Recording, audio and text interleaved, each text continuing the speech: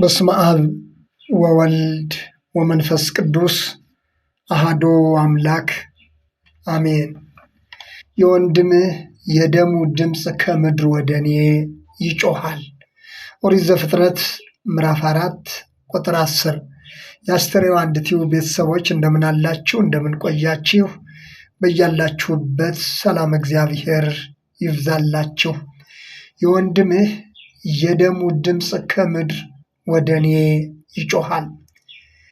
ቃየል ወንድሙ አቤልን በገደለው ጊዜ እግዚአብሔር የተናገረው ቃል ነው። እነዚህ ባለታሪኮች ወንድማማች ሲሆኑ አንዱ ገዳይ ሌላኛው ተገዳይ ሆነው የቀረቡ ናቸው። ኦሪት ዘፍጥረት ምዕራፍ 4 ከቁጥር 1 ጀምሮ ያለውን ስንመለከት አዳምም ሚስቱ ሔዋንን አወቀ፣ ጸነሰችም፣ ቃየንንም ወለደች። እርሷም ወንድ ልጅ ከእግዚአብሔር አገኘሁ አለች። ደግሞም ወንድሙን አቤልን ወለደች። አቤልም በግ ጠባቂ ነበረ፣ ቃየንም ምድርን የሚያርስ ነበረ። ከብዙ ቀንም በኋላ ቃየን ከምድር ፍሬ ለእግዚአብሔር መሥዋዕትን አቀረበ። አቤል ደግሞ ከበጎቹ በኩራትና ከስቡ አቀረበ። እግዚአብሔርም ወደ አቤልና ወደ መሥዋዕቱ ተመለከተ፣ ወደ ቃየንና ወደ መሥዋዕቱ ግን አልተመለከተም። ቃየንም እጅግ ተናደደ፣ ፊቱም ጠቆረ። እግዚአብሔርም ቃየንን አለው፣ ለምን ተናደድህ? ለምንስ ፊት ጠቆረ? መልካም ብታደርግ ፊት የሚያበራ አይደለምን? መልካም ባታደርግ ግን ኃጢአት በደጅ ታደባለች፣ ፈቃድዋም ወደ አንተ ነው፣ አንተ ግን በእርሷ ንገስባት አለው። ቃየንም ወንድሙ አቤልን ና ወደ ሜዳ እንሂድ አለው። በሜዳም ሳሉ ቃየን በወንድሙ በአቤል ላይ ተነሳበት፣ ገደለውም። እግዚአብሔርም ቃየንን አለው፣ ወንድምህ አቤል ወዴት ነው? እርሱም አለ፣ አላውቅም፣ የወንድሜ ጠባቂ ነኝን ሲል መለሰለት። እግዚአብሔርም ምን አደረግ? የወንድምህ የደሙ ድምፅ ከምድር ወደ እኔ ይጮኻል። አሁንም የወንድምህን ደም ከእጅህ ለመቀበል አፏን በከፈተች በምድር ላይ አንተ የተረገምህ ነህ አለው። ምድርንም ባረስ ጊዜ እንግዲህ ኃይሏን አትሰጥም፣ በምድር ላይ ኮብላይና ተቅበዝባዥ ትሆናለህ። ቃየንም እግዚአብሔርን አለው፣ ኃጢአቴ ልሸከማት የማልችላት ታላቅ ናት።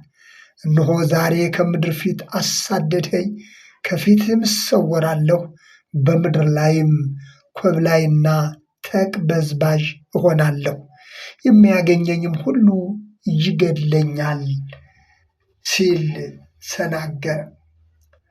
እንግዲህ እንደሰማነው እነዚህ ወንድማማቾች ቃየል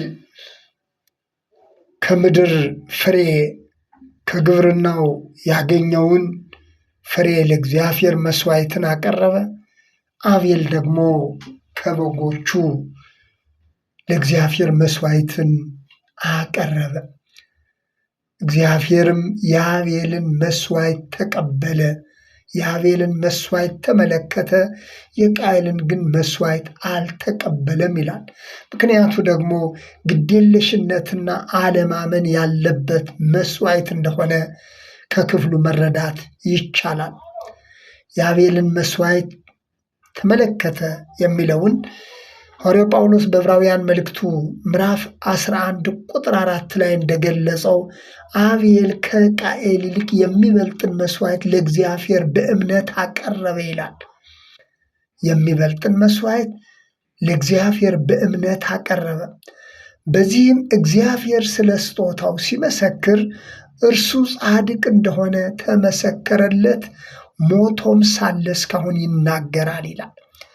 ስለዚህ አቤል በእግዚአብሔር ፊት ያቀረበው መሥዋዕት እምነት ያለበት፣ መታዘዝ ያለበት፣ እግዚአብሔርን ደስ የሚያሰኝ እንደሆነ እንረዳለን። የሚሰጥ በደስታ ይስጥ ተብሎ እንደተጻፈ የአቤል መስዋዕት በእግዚአብሔር ፊት ደስ የሚያሰኝ እምነት ያለበት እንደሆነ ከቃሉ እንገነዘባለን። ከዚህ አንጻር ቃየል ያቀረበው መስዋዕት በእግዚአብሔር ፊት ተቀባይነት እንዲያጣ ያደረገው እምነትና መታዘዝ የሌለበት ግዴለሽነት ያለበት መሆኑን መገንዘብ ይቻላል። ቃየል የወንድሙ መስዋዕት በእግዚአብሔር ፊት ተቀባይነት በማግኘቱ ተናደደ ነው የሚለን። ተናደደ፣ ፊቱም ጠቆረ። ወገኖቼ ዛሬም በእግዚአብሔር ፊት ተቀባይነት ባላቸው ሰዎች ምክንያት መቆጣት፣ መናደድ እንዳይኖርብን ክፋትና ጥላቻ፣ ቅናት በውስጣችን እንዳይሰፍን ከነዚህ ሰዎች ታሪክ ብዙ መማር ይቻላል። እግዚአብሔር ከእንዲህ አይነቱ አስተሳሰብ ክፋትና ተንኮል ምቀኝነትም ካለበት ቅናትም ካለበት አስተሳሰብ እግዚአብሔር ሁላችንንም ይጠብቀን። እግዚአብሔር ቃየልን አለው፣ አሁን ለምን ተናደድ? ለምንስ ፊት ጠቆረ?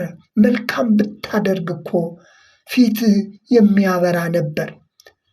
መልካም ብታደርግ ፊት የሚያበራ አይደለምን ሲል ተናገረ። ፊቱ የጠቆረበት የተናደደበት ምክንያት ቅናትና ምቀኝነት በውስጡ ስለሰረጸ እንደሆነ የእግዚአብሔር ቃል ያስረዳናል።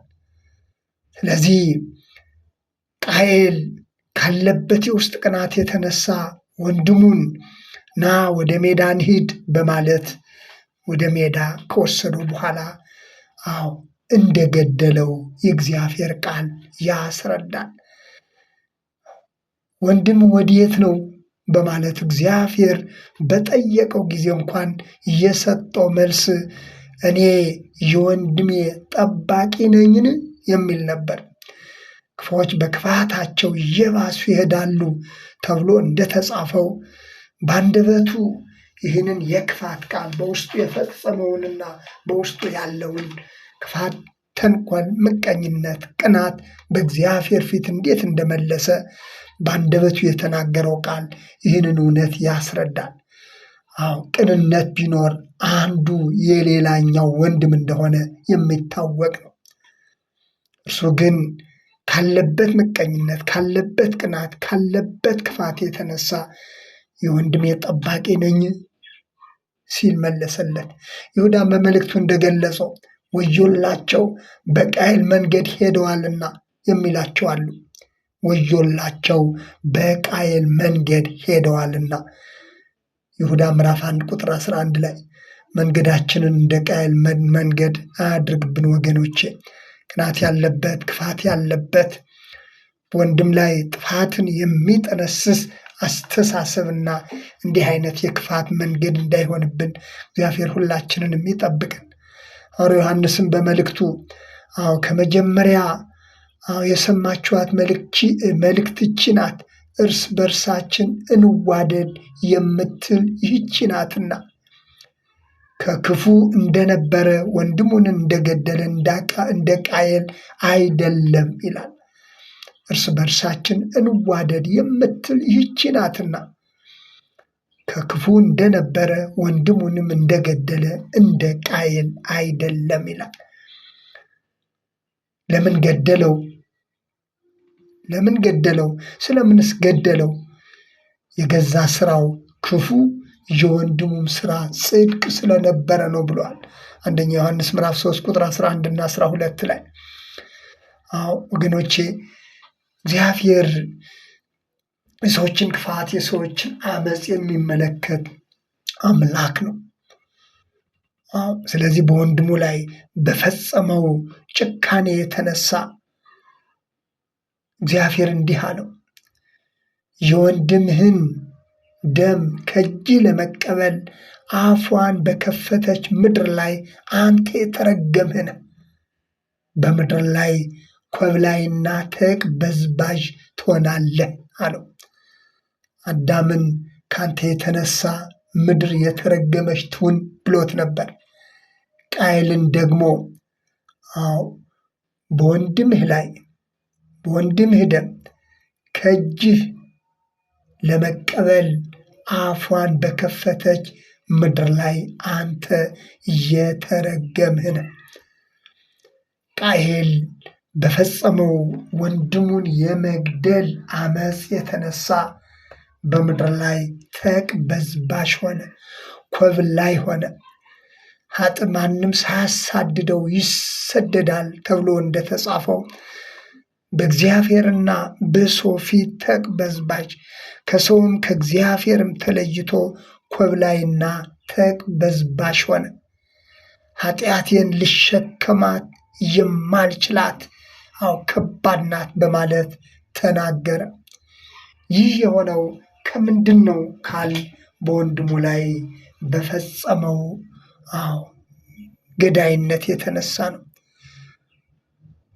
በቅናት ተነሳስቶ፣ በምቀኝነት ተነሳስቶ በወንድሙ ላይ ጭካኔና ግፍን ፈጸመ። ዛሬም ወገኖቼ እንደ ሀገር የሚታየውም ተመሳሳይ ነገር ነው። ወንድም በወንድም ላይ የሚጨክንበት ዘመን ላይ ነው ያለ ነው። እርስ በርሳችን እየተጨካከን ያለንበት ዘመን ላይ ነው ያለ ነው። ስለዚህ በምድር ላይ ኮብላይና ተቅበዝባዥ ትሆናለህ። በምድር ላይ ኮብላይና ተቅበዝባዥ ትሆናለህ። ሰው በመጥፎ ስራው በገዛ ክፋቱ የተነሳ በምድር ላይ ተቅበዝባዥ ይሆናል ወገኖቼ። ከወገኖቹም ከእግዚአብሔርም ተለይቶ በምድር ላይ ተቅበዝባዥ ሆነ፣ ኮብላይ ሆነ፣ ተሰዳጅ ሆነ። ስለዚህ ራሱ ቃየል ሲናገር ኃጢአቴ ልሸከማት የማልችላት ታላቅ ናትና እነሆ ከዛሬ ጀምሮ በምድር ላይ ኮብላይና ተቅበዝባዥ እሆናለሁ፣ የሚያገኘኝ ሁሉ ይገድለኛል ሲል ራሱ በአንደበቱ ተናገረ። ይህ ሁሉ የሆነው ከውስጡ ካለው ክፋት የተነሳ እግዚአብሔር እንደተናገረው ፊት ለምን ጠቆረ፣ ለምን ተናደድ ካለው በኋላ መልካም ነገር ብታደርግ እኮ ይህ ሁሉ አይሆንህም ነበራል። ወገኖቼ መልካም ነገር ማድረግ ሲያቅተን በሌሎች መልካም ነገር ቀናተኞች እንሆናለን። አቤል በእግዚአብሔር ፊት ባቀረበው መስዋዕት ተቀባይነት ስላገኘ የገዛ ወንድሙ ግን በቅናትና በምቀኝነት ተነሳሳ። ራሱ በፈጠረው ችግር በእግዚአብሔርና በሰው ፊት ተቅበዝባዥና ኮብላይ ሆነ። ስለዚህ ዛሬም ወገኖች እግዚአብሔር በምንሰራቸው ማንኛቸውም ክፉ ነገሮች ሁሉ ያዝንብናል። እኛው ራሳችን በምንሰራቸው ክፉ ነገሮች ደግሞ በራሳችን ላይ ተቅበዝባዥነትንና ኮብላይነትን፣ ተሰዳጅነትን እናመጣለን። ጠቢቡ እንደተናገረው ኃጥእ ማንም ሳያሳድደው ይሰደዳል እንዳለው በምንሰራው ክፉ ነገር ራሳችን በራሳችን ተሰዳጆች እንሆናለን። ራሳችን በራሳችን ኮብላዮችና ተቅበዝባዦች እንሆናለን። እግዚአብሔር ደግሞ በግፍ ለሚፈጸሙ ማንኛቸውም ነገር፣ በግፍ ለሚፈሱ ማንኛውም ደም፣ በግፍ ለሚፈጸም ማንኛውም ክፉ ነገር ሁሉ እግዚአብሔር የሚመለከት የሚሰማ ቅን ፈራጅ መሆኑን የእግዚአብሔር ቃል ያስረዳናል። ለዚህም ነው የወንድምህ የደሙ ድምፅ ከምድር ወደ እኔ ይጮሃል። ወገኖቼ ዛሬም በእኛ ምክንያት የሚሰደዱ በእኛ ምክንያት ግፍና በደል የሚደርስባቸው ሰዎች ቢኖሩ እግዚአብሔር በላይ በሰማይ ሆኖ ይመለከታል።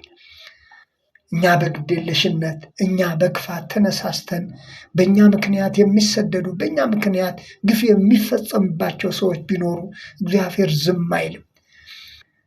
የቃየልን በግፍ የፈሰሰውን ደም እንደተመለከተ እግዚአብሔር ዛሬም በእያንዳንዱ የሕይወት እንቅስቃሴያችን በሰዎች ፊት የምናደርጉ ማንኛውም ክፉ ነገር ቢኖር እግዚአብሔር ዝም የማይል ተበቂ አምላክ መሆኑን ልናስተውል ያስፈልጋል። ሆነ ዛሬም እርስ በርሳችን አንዳችን በሌላው ላይ የምንፈጽመው የክፋት ተግባር፣ የምቀኝነት ተግባር፣ የቅናት ተግባር፣ የአሳዳኝነት ተግባር፣ የአመፅ ተግባር ቢኖር እግዚአብሔር እንደሚመለከት ልናስተውል ያስፈልጋል። ስለዚህ እግዚአብሔር ወንድሙን ያንን ጻድቅ ተብሎ የተመሰከረለትን በእግዚአብሔር ፊት ባቀረበው መስዋዕት ተቀባይነት ያገኘውን ወንድሙ አቤልን ስለገደለው የወንድምህ የደሙ ድምፅ ከምድር ወደ እኔ ይጮሃል አለ።